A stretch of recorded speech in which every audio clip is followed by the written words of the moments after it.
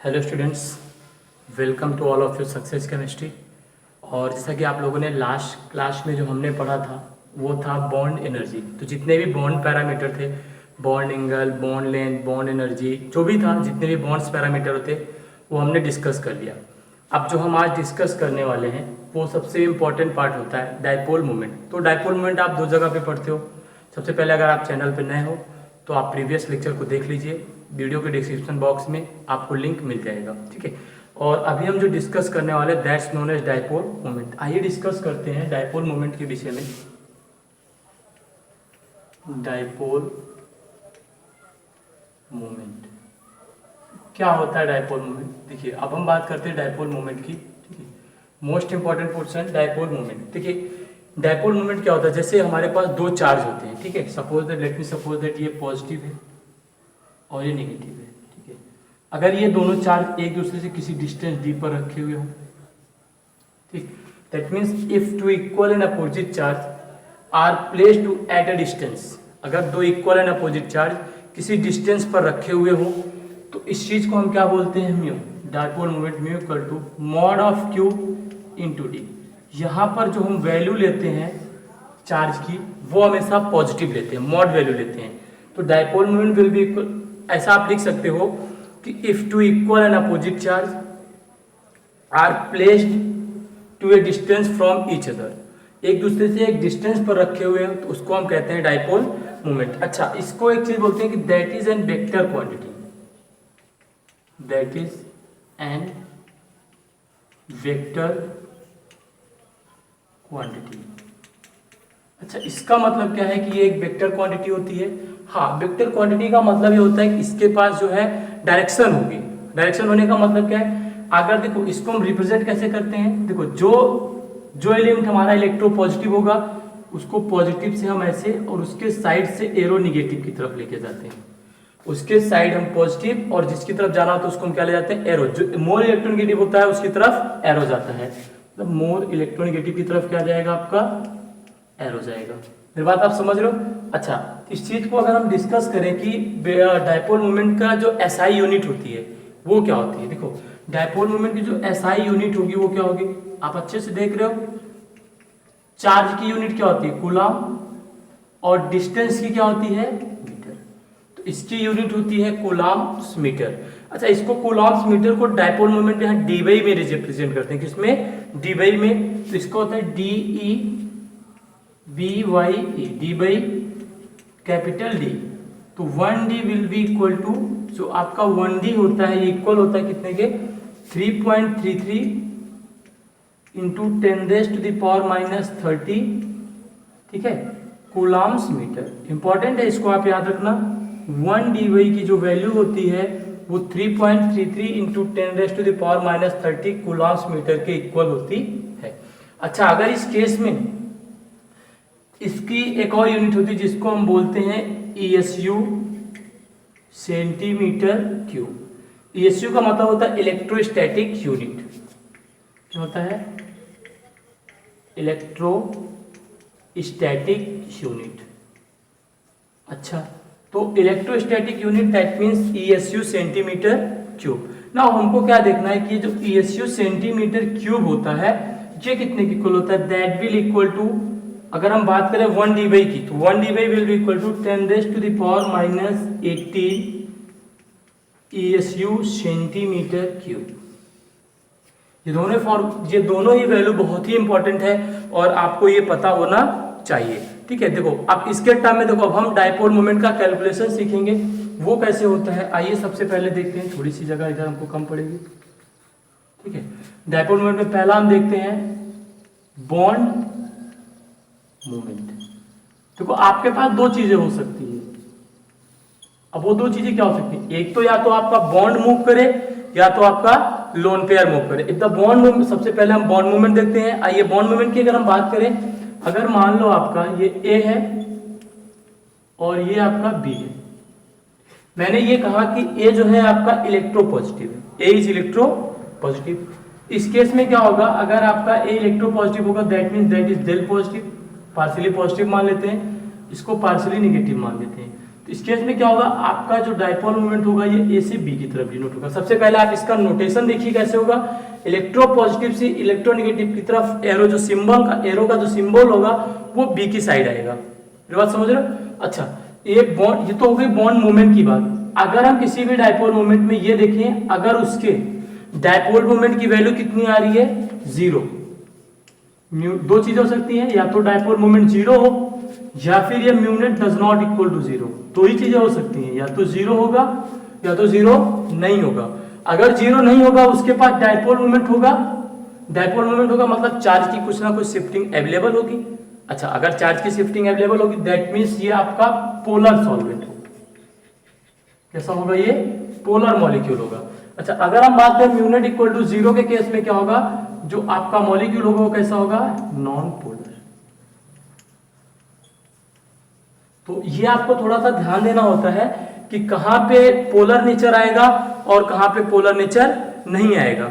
अच्छा, अगर हम इसमें एक टर्म हम लिखें कि अगर मॉलिक्यूल सिमेट्रिकल है, लिखिएगा,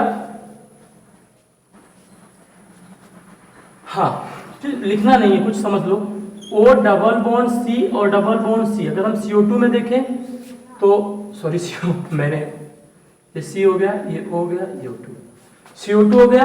अब इस केस में क्या होगा, कार्बन ऑक्सीजन के बीच देखो शिफ्टिंग कैसे होगी, इधर होगी और फिर कुछ शिफ्टिंग इधर होगी।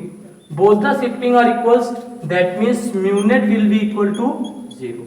तो ये तो बॉन्ड मूवमेंट की बात होती है, ये तो आपके बॉन्ड मूवमेंट डिसाइड करते हैं कौन सा बॉन्ड किधर मूव कर रहा है। इस बेसिस पर आप डिसाइड कर सकते हो इसके डायपोल नेचर को। ठीक है, तो ऐसा आप बोल सकते हो कि dipole moment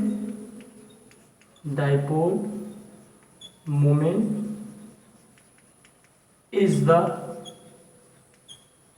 vector sum of all the bond moment. मतलब आप ये बोल सकते हो कि जो डायपोल मोमेंट होता है वो वेक्टर सम का क्या होता है, एट जितने भी आपके वेक्टर्स होंगे, जितने भी बॉन्ड्स होंगे, सबका सम जो होगा वो क्या होगा, आपका डायपोल मोमेंट होगा। तो यहां हमने देखा बॉन्ड मोमेंट। अच्छा, अगर दूसरी बात हम करें, थोड़ा मुझे जगह चाहिए इसके लिए इरेज करना पड़ेगा।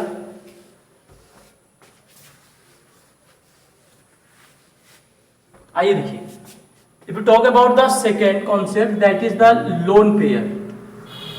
ठीक है, हम बात कर रहे हैं लोन पेयर मूवमेंट की। आइए लोन पेयर मूवमेंट देखते हैं।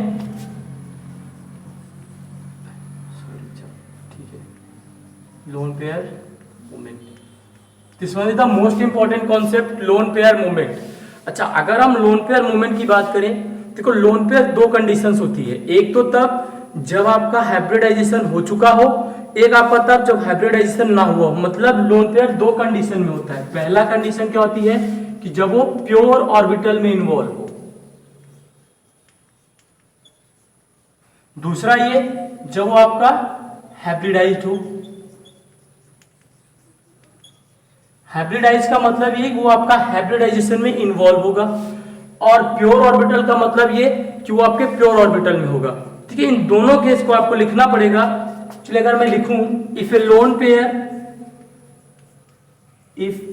Pair is available in pure S or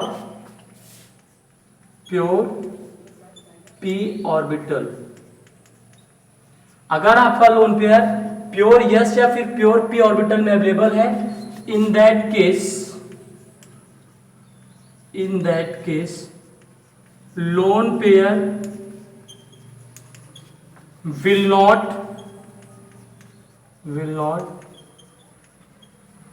involve in dipole moment। मेरी बात आप समझ रहे हो? अगर आपका लोन प्योर एस या प्योर डी और पी ऑर्बिटल जिसमें भी अवेलेबल है, most of the S and P का यूज होता है। अगर आपका लोन प्योर एस या प्योर पी ऑर्बिटल में इन्वॉल्व है। अच्छा, इस केस को कैसे वेरीफाई करता है ये देखते हैं। ठीक है, अगर जब प्योर ऑर्बिटल है तो मान लो ये आपका पी ऑर्बिटल है, तो तो इसकी वजह से कुछ इधर होगा और इसकी वजह से इसका वेक्टर कुछ इधर होगा। तो आप बताइएगा इसका नेट सम क्या आएगा? जी हाँ, 0 है। इसीलिए आपका जो लोन पेयर होता है अगर प्योर एस या प्योर पी ऑर्बिटल में अवेलेबल है तो वो जो है आपका डायपोल मोमेंट में इन्वॉल्व नहीं होता है। अच्छा, अगर इसके अब आगे हम बात करें, if A loan pair is available in hybridized orbital, if a lone pair available in hybridized orbital, if a lone pair is available in hybridized orbital, in that case lone pair will affect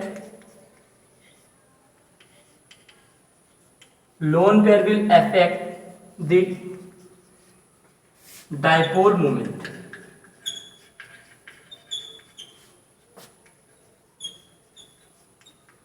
मेरी बात आप समझ रहे हो? अगर आपका lone pair hybridise orbital में available है, इस केस में ये क्या करेगा, आपका हाइब्रिडेशन में इन्वॉल्व होगा तो आपके डायपोल मोमेंट को अफेक्ट करेगा। कैसे करेगा इस बात को समझो। जैसे आपका हाइब्रिडाइज ऑर्बिटल होता है तो एक ये छोटा सा होता है और हाइब्रिडेशन के बाद ये थोड़ा सा लार्ज हो चुका होता है, तो इसका कुछ सम आएगा और इसका कुछ ज्यादा सम आएगा। मेरी बात समझ रहे हो? इसका जो सम आएगा थोड़ा कम आएगा और इसका थोड़ा सा अमाउंट ज्यादा आएगा। इस केस में देखो क्या होगा, mu net does not equal to 0 हो जाएगा, पहली चीज। अच्छा, दूसरी बात, अगर हम बात करें कि लोन पेयर अगर अवेलेबल है, इसका मतलब लोन पेयर या तो एस ऑर्बिटल में होगा या तो पी में होगा, जहां भी होगा हाइब्रिडेशन में है, तो जितना ज्यादा उसके पास एस कैरेक्टर होगा, जितना ज्यादा एस कैरेक्टर होगा उतना ही अच्छा जो है वो लोन पेयर अफेक्ट करेगा। मतलब that means lone pair directly proportional two percent of S character. तो ये पूरी ज्योग्राफी थी आपकी, बोल सकते हैं ज्योग्राफी, बोल सकते हैं ना, ये पूरी ज्योग्राफी थी आपकी डायपोल मोमेंट कैलकुलेट करने की। अभी डिफरेंट हम एप्लीकेशंस पढ़ेंगे, वहां पे कैलकुलेट करेंगे। ये इतना पूरा टर्म था आपका डायपोल मोमेंट के लिए, जहां से आप इसे कैलकुलेट कर सकते हो। आइए हम आगे चलते हैं।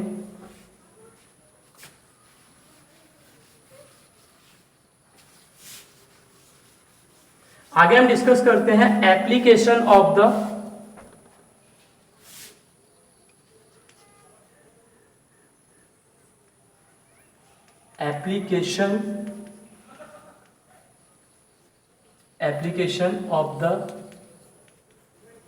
application of the dipole moment।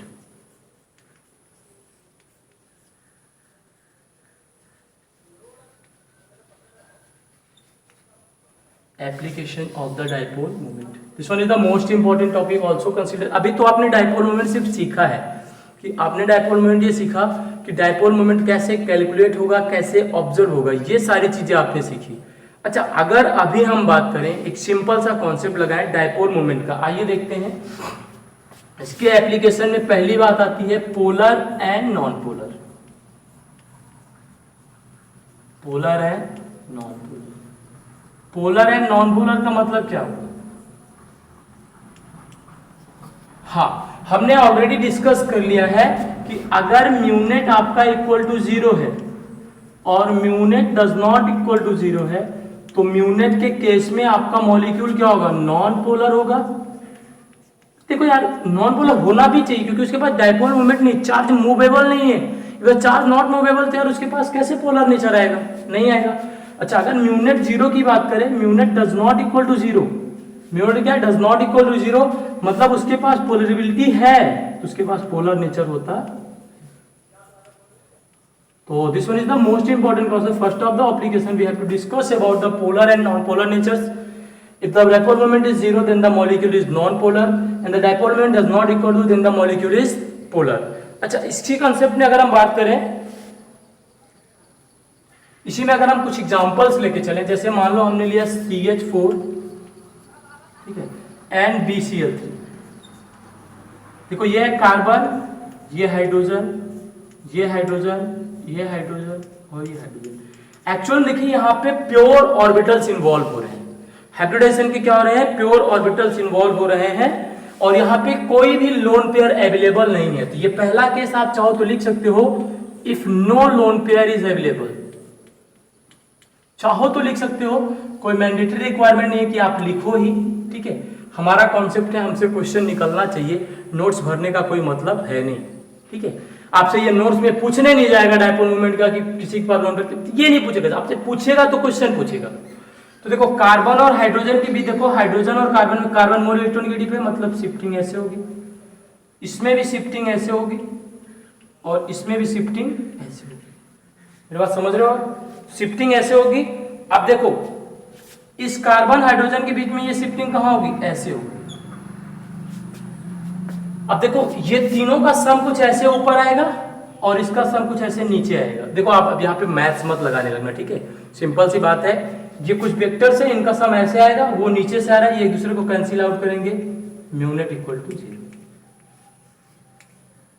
म्यूनेट क्या है इसका, 0 है। अच्छा, अगर वही हम BCl3 की बात करें, सिंपल सा कॉन्सेप्ट है, बोरॉन क्लोरीन क्लोरीन क्लोरीन, तो इन दोनों का बोरॉन और क्लोरीन में इधर जाएगा और इसमें इधर जाएगा और इसमें इधर जाएगा, पर इन दोनों का रिजल्टेंट कुछ इधर जाएगा, ये एक दूसरे को कैंसिल आउट कर देंगे, इसका म्यूनेट क्या हो जाएगा, 0। अगर जब आपका लोन पेयर इन्वॉल्व नहीं है तो मतलब ये प्योर ऑर्बिटल्स में बने हुए हैं, तो उसका म्यूनेट क्या होता है, 0 होता है। लेकिन अगर हम सेकेंड केस देखें, ठीक है, अगर हम इसका सेकेंड केस देखें वो क्या होता है, आइए second case, if the molecule contains, if the, देखो अब ये भी आपसे पूछने से रहा एग्जाम में, अब आपसे जो पूछेगा वो ये पूछेगा, if the molecule contains, the molecule contains क्या, हाँ, अभी यहां पे जो बॉन्ड्स थे सब सिमिलर थे, अभी क्या करेगा, different bonds, different bonds and, जो क्या होगा, डिफरेंट बॉन्ड्स एंड, इसके साथ क्या बताइए, लोन पेयर है, different bonds and lone pair also. अभी क्या है, अभी एक बॉन्ड के साथ साथ डिफरेंट बॉन्ड्स होंगे, मतलब जैसे यहां पे आपका क्या था, कार्बन हाइड्रोजन था, हो सकता है कार्बन Cl भी आ जाए। चलिए एक एग्जांपल करते हैं, अगर हम CHCl3 CH2Cl2 एंड CH3Cl को डिस्कस करते हैं, ठीक। चलिए पहले सबसे पहले इसका स्ट्रक्चर बना लेते हैं, फिर से बारी बारी से प्यार से एकदम डिस्कस करते हैं, ठीक है। चलिए CH Cl Cl Cl CH H Cl C H H H Cl, हमने स्ट्रक्चर बना लिया। आइए जरा देखते हैं, कार्बन हाइड्रोजन के बीच कौन इलेक्ट्रोनेगेटिव है, बोलो यार कौन है, अरे बोलो, बोलना तो पड़ेगा ही। कार्बन हाइड्रोजन के बीच कौन है, कार्बन ले जाएगा, और इस कार्बन और क्लोरीन के बीच ये आप देखो, एक तो ये वाला वेक्टर का सम नीचे और इन तीनों का रिजल्टेंट का सम नीचे, कुछ ऐसा, मतलब म्यूनेट क्या है, डज नॉट इक्वल टू 0। अच्छा, इसके केस में देखो, कार्बन हाइड्रोजन के बीच इधर, इस कार्बन हाइड्रोजन में इधर, मेरी बात समझो आप, ये इधर, मतलब ऐसे देखो, एक इधर आ रहा है तो ये कुछ ऐसे जा रहा है, मतलब ऐसा, इनका कुछ सम किधर आएगा, देखो कुछ ऐसा आएगा, इनका कुछ सम इधर आएगा, ऐसा भी बोल सकते हो आप, और ऐसा इधर भी आ सकता है, कार्बन क्लोरीन में इधर और इधर, तो इन दोनों का जो कुछ सम आएगा वो कुछ ऐसा आएगा, पर इन दोनों का अब सम किधर आएगा, कुछ ऐसा आएगा, बहुत थोड़ा सा अमाउंट है, फिर भी क्या होगा, म्यूनेट डज नॉट इक्वल टू। आपको यहाँ पे मैथ्स नहीं लगानी है, आपको यहाँ पे तो सिंपल सा अपना क्वेश्चन करना है, आपको यहाँ पे मैथ्स लगाने की कोई जरूरत नहीं है। दूसरी चीज, कार्बन हाइड्रोजन ये यहाँ और ये यहाँ। देखो इन दोनों से भी आपने देखा था कुछ ऐसे आया था।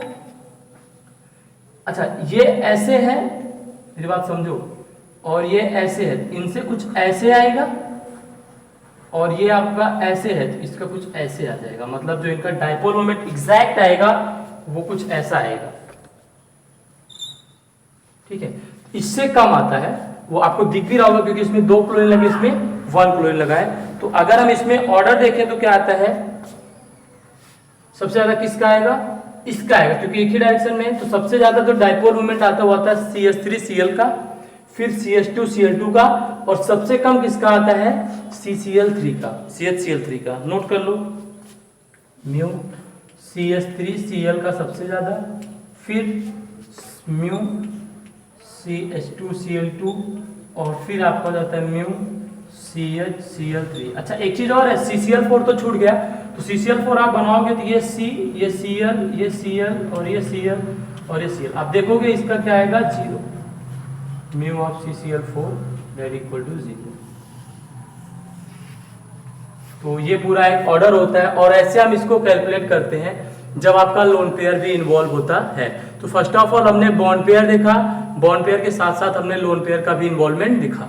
ठीक है, अब इसके बाद हम इसके कुछ ब्रॉड एप्लीकेशंस करते हैं। जैसे अगर हम एग्जांपल लें अमोनिया और NF3 के बीच, थोड़ा सा मुझे ज्यादा स्पेस की जरूरत पड़ेगी।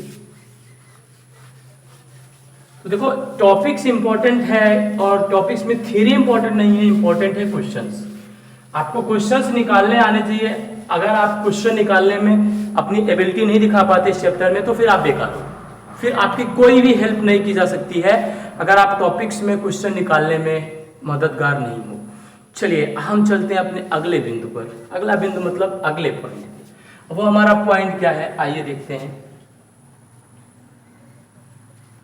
हम ले लें अमोनिया NH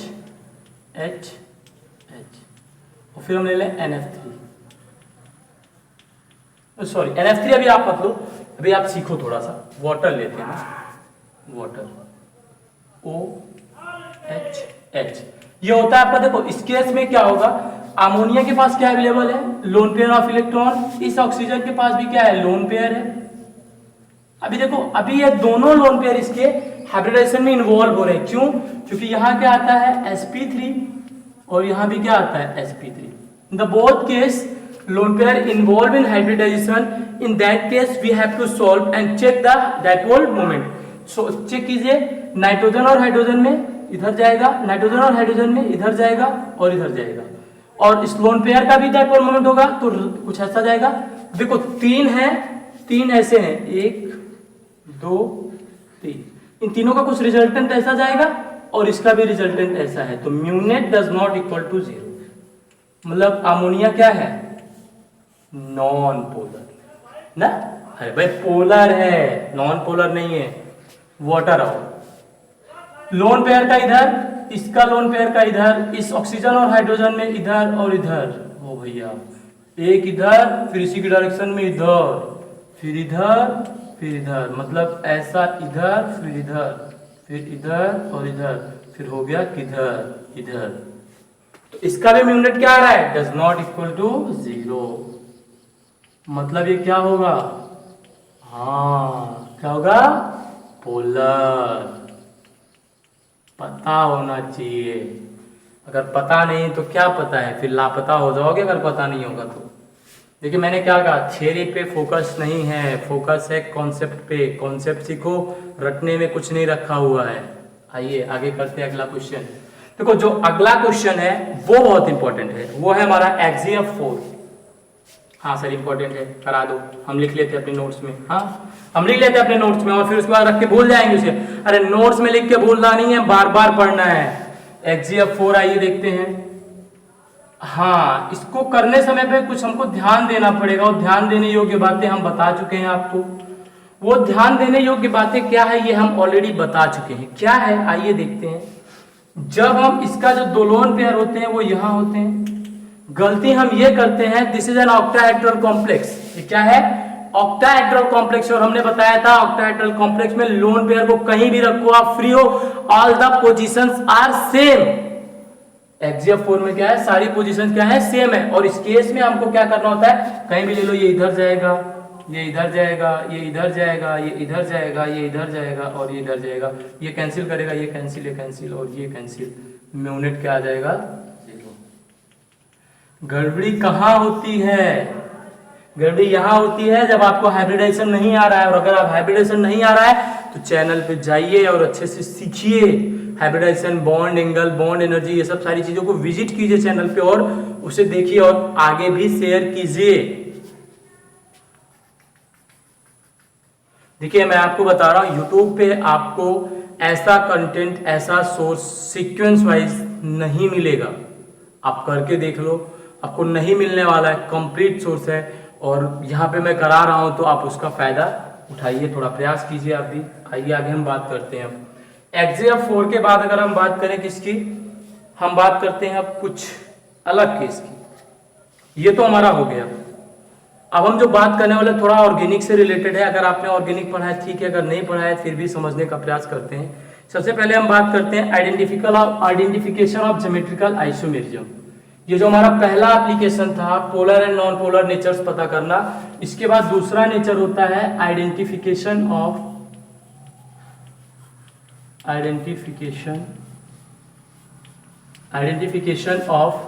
ज्योमेट्रिकल आइसोमर।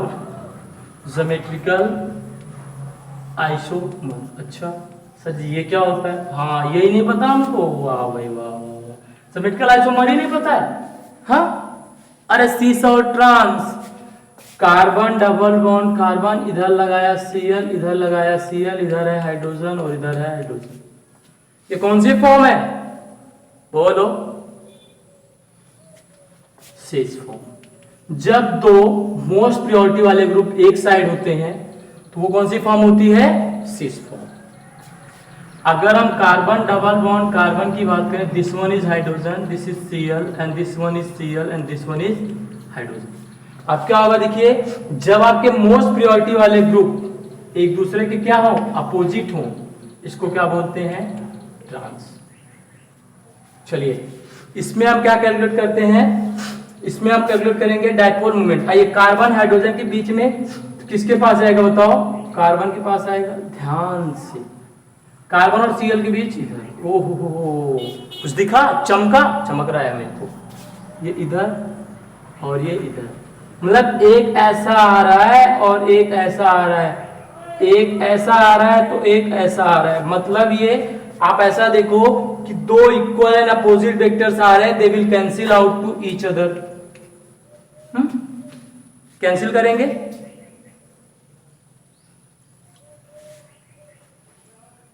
यहां गलती हुई थोड़ी सी, कार्बन और Cl में Cl खींचेगा, ठीक होगा क्या, ये इधर जाएगा और इसका इधर आएगा, इसका भी कुछ रिजल्टेंट इधर आएगा, मतलब एक इधर जा रहा है एक इधर जा रहा है, मतलब इसका म्यूनेट क्या हो गया, डज नॉट इक्वल टू 0।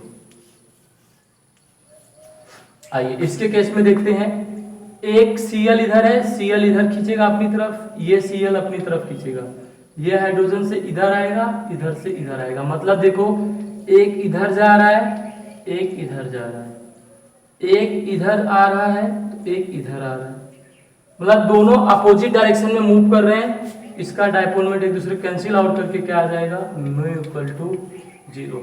तो अगर आपको ऑर्गेनिक में कहता है if a molecule has dipole moment is 0 that means that molecule is trans. अगर वो आपसे कहता है कि एक ऐसा मॉलिक्यूल जिसका डाइपोल मोमेंट 0 है तो आपको सिंपल सा समझ आना है वो मॉलिक्यूल कौन सा है, ट्रांस है। आइए आगे बात करते हैं हम कुछ स्पेशल केस की। तो ऐसा बोल सकते हो कि क्या होगा आपका, नॉन पोलर।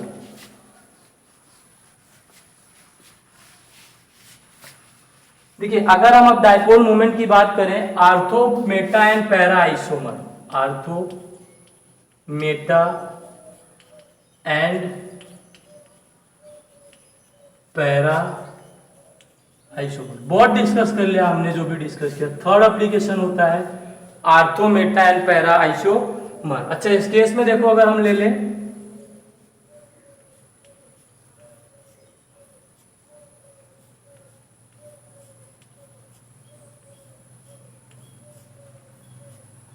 ठीक है, ये आपका बेंजीन रिंग है, आप जानती हो इसके बारे में, बहुत फैमिलियर हो आप इससे। ठीक है, यहाँ पे हमने लिया Pr, यहाँ भी हमने लिया Pr, यहाँ भी हमने लिया Br। मतलब पहला केस है ये आपका आर्थोमेटन पैरा आइसोमर में, यहाँ भी हमने लिया Br, यहाँ हमने लिया ब्रोमीन और यहाँ भी हमने लिया ब्रोमीन। देखिए अब इस केस में देखो, ये भी क्या करेगा, अपनी तरफ खींचेगा और ये भी अपनी तरफ खींचेगा, ये भी अपनी तरफ खींचेगा, ये भी अपनी तरफ खींचेगा, ये भी अपनी तरफ खींचेगा और ये भी अपनी तरफ खींचेगा। देखो ऐसा कुछ आएगा।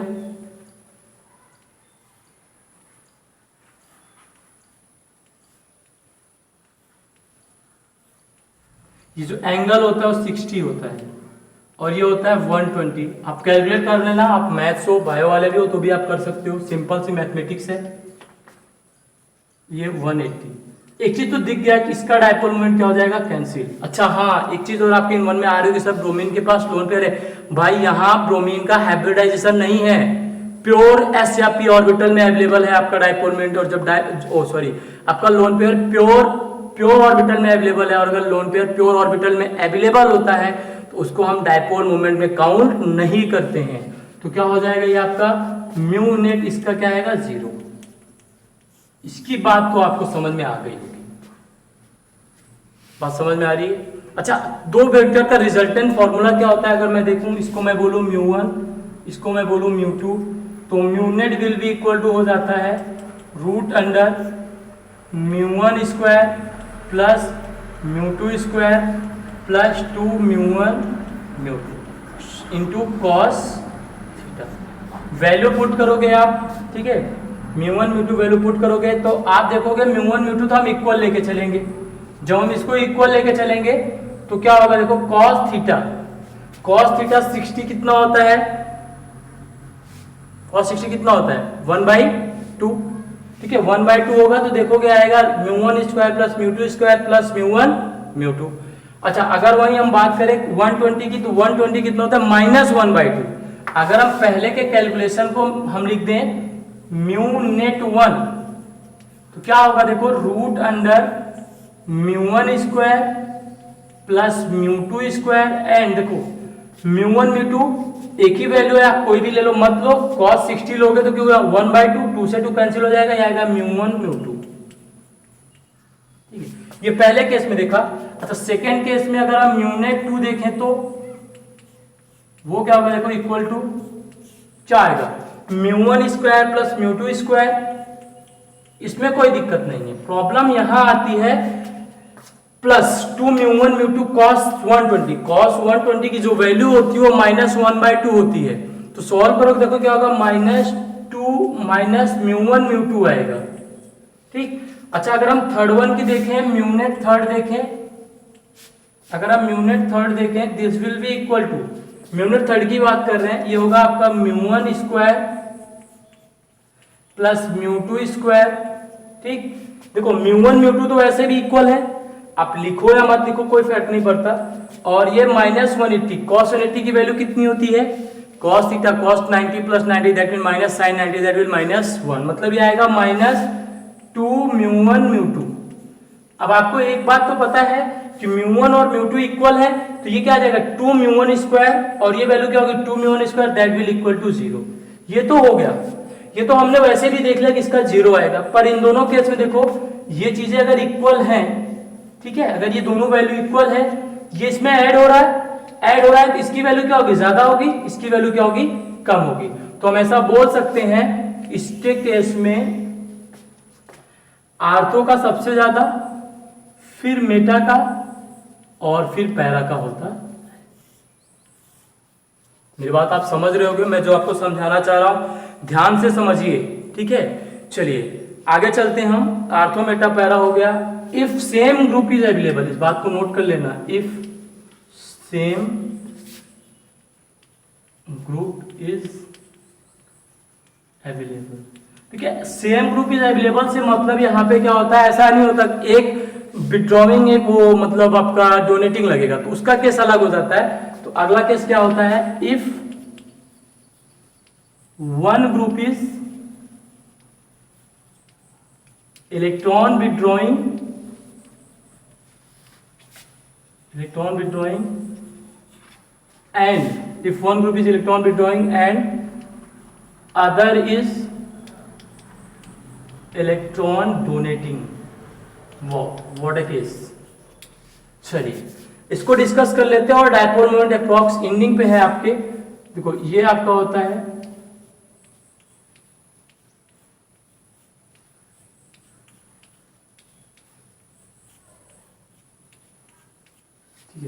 ये आपका है। देखो इस केस में हम क्या करेंगे, चलिए देखते हैं। हमने यहां ले लिया बी आर, ये क्या है, इलेक्ट्रॉन को खींचता है, इलेक्ट्रॉन विड्रॉइंग ग्रुप है, ये है बी आर यहाँ पे और ये है बी आर। अब हम क्या करते हैं, बी आर की पोजीशन फिक्स करके एक डोनेटिंग ग्रुप लगाते हैं, जैसे वो क्या है Me, Me that means methyl, and methyl is electron donating group. अब ऑर्गेनिक में सीखोगे। अब देखिए ये इलेक्ट्रॉन को खींच रहा है, ये इलेक्ट्रॉन को पुश कर रहा है, मतलब ऐसा देखो ये ऐसा है, सॉरी ये इधर जाएगा वेक्टर, ऊपर की तरफ जाएगा, और इसमें इधर आएगा कुछ ऐसा।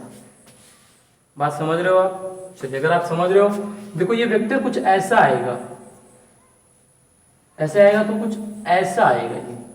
ये एंगल कितना होगा 120। इसमें देखो इधर है और इधर है, देखो ये ऐसा है और ये ऐसा है, मतलब देखो एक आपका ये ऐसा है और ये वाला कुछ ऐसा जा रहा है, तो कितना होगा ये 60। अच्छा इस वाले केस में 0 होगा, 0 होगा, बिल्कुल सही है, क्योंकि अभी हाइब्रिडेशन को कोई इन्वॉल्वमेंट है नहीं, तो एक ऊपर जाएगा और ये ऊपर जाएगा। हाँ ये भी ऊपर ही जा रहा है, 0 तो नहीं हो सकता, 0 तो नहीं हो सकता है। तो एंगल कितना होगा, देखो ये एक दूसरे के 180 पर अवेलेबल है, ठीक है तो 180 पर, लेकिन अभी ऐसे जा रहा है, एंगल कितना हो जाएगा 0। कितना एंगल बनेगा 0 बनेगा। और जब आप इसे सॉल्व करोगे तो इसमें ऑर्डर उल्टा आता है, पैरा सबसे ज्यादा हो जाएगा क्योंकि एंगल 0 है, cos 0 की वैल्यू 1 होती है, तो 2 μ1 μ2 हो जाएगा। सेम फॉर्मूला अप्लाई करोगे ये तो μ1 square plus μ2 square plus 2 μ1 μ2 cos theta वाला, समझ रहे हो? तो अभी आप जब cos 0 अप्लाई करोगे तो देखो आप 180 देखोगे ये गलत हो जाएगा, 180 पे है ये, लेकिन वेक्टर कहाँ जा रहे हैं 0 पर है, एक यहाँ पर है और एक यहाँ पर है भाई, समझो कि cos 0 वैल्यू 1, 2 μ1 μ2 हो जाएगा, सबसे ज्यादा आएगा। तो पैरा फिर आपका वैसे भी पता है 60 पे कौन है, तो 60 पे होगा उसका ज्यादा होगा क्योंकि 120 की वैल्यू माइनस आती है, यहां से देख लो आप ये, तो कौन आएगा मीटा फिर अर्थ, इंपॉर्टेंट। तो ये दोनों केस आपको याद रखना होता है। और आप याद रखना, एक लास्ट टॉपिक करते हैं, involvement of lone pair in dipole moment. देखिए ये एडवांस टॉपिक है, इसका मतलब समझो आपकी अगर क्वेश्चन आईटी जेडब्ल्यू एडवांस करता है तो वो पूछेगा ये क्वेश्चन, मेंस भी पूछ सकता है, पर ये एडवांस टॉपिक बोला जाता है। लिखना आप involvement of lone pair, involvement of lone pair in resonance. क्या बात है, मतलब लोन पेयर का रेजोनेंस में इन्वॉल्वमेंट होगा तो उस केस में हम देखते हैं। बहुत अच्छा क्वेश्चन है, आइए देखते हैं। अगर हमारे पास ये दो सिस्टम हो,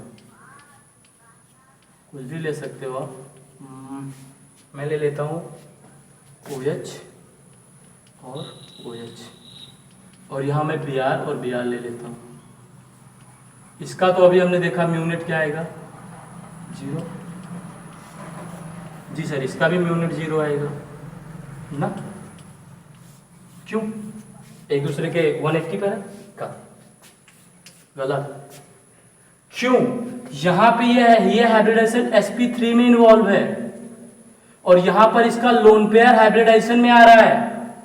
क्या बताया था मैंने कि लोन पेयर अगर हाइब्रिडाइज ऑर्बिटल में इन्वॉल्व होगा तो उसका डाइपोल मोमेंट देखा जाएगा, जबकि ब्रोमीन के केस में 3 लोन पेयर तो है लेकिन वो डाइपोल, इसका कोई हाइब्रिडाइजेशन नहीं है यहाँ पे, मतलब ये लोन पेयर जो है ना प्योर ऑर्बिटल में अवेलेबल है, इसमें प्योर ऑर्बिटल में, और यहाँ पे लोन पेयर जो है वो हाइब्रिडाइज ऑर्बिटल में है।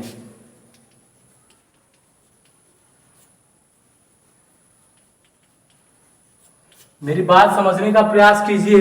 तो ऐसे टॉपिक्स पे आप क्या करोगे, ये म्यूनेट 0 हो जाएगा और इसका म्यूनेट डज नॉट इक्वल टू क्या आएगा 0। तो अब आपको पता चल गया कौन ज्यादा है कौन कम है।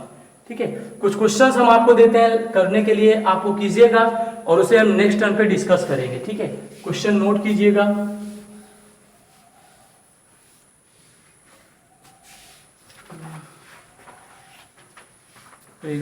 Determine the polar and determine the polar and non polar nature. आपको polar and non polar nature बताना है। उस केस में क्या होगा, पहले देखो कुछ क्वेश्चन देख लो आप। BeCl2, H2O2, SO2, BF3, XgF4, ठीक है, ICl4 एंड XgF5+। ये आपको बताना है polar and non polar nature.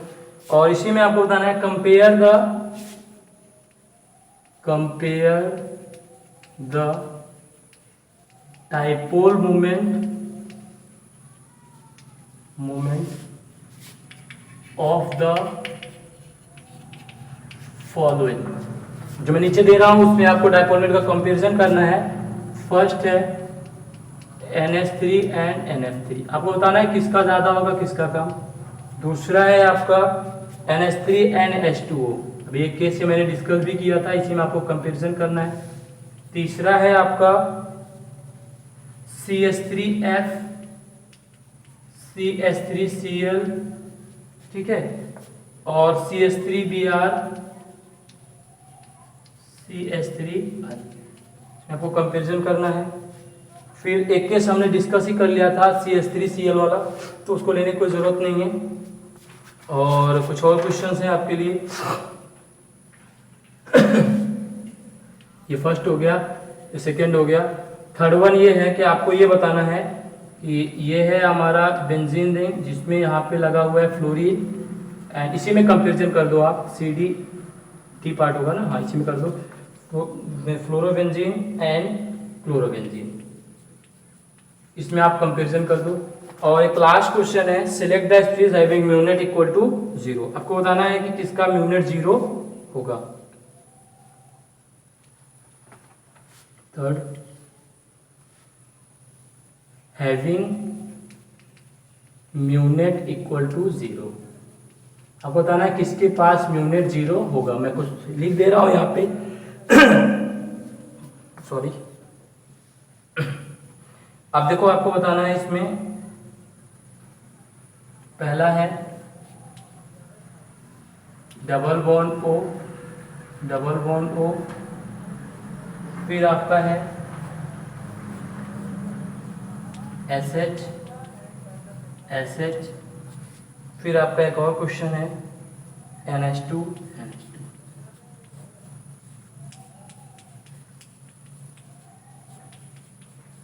तो लास्ट में मैं आपसे फिर से कर रहा हूँ, ये क्वेश्चंस आप ट्राई करना, बहुत ही सिंपल क्वेश्चन है। और अगर आपको वीडियो पसंद आया हो तो उसे चैनल को लाइक सब्सक्राइब शेयर ज़रूर कीजिए और कमेंट में ज़रूर हमें बताया करिए। क्या होता है, कमेंट करने से क्या होता है, पॉजिटिव एनर्जी मिलती है। ठीक है, और इससे हम अच्छे कंटेंट आपके लेके आते रहेंगे। Thank you for watching.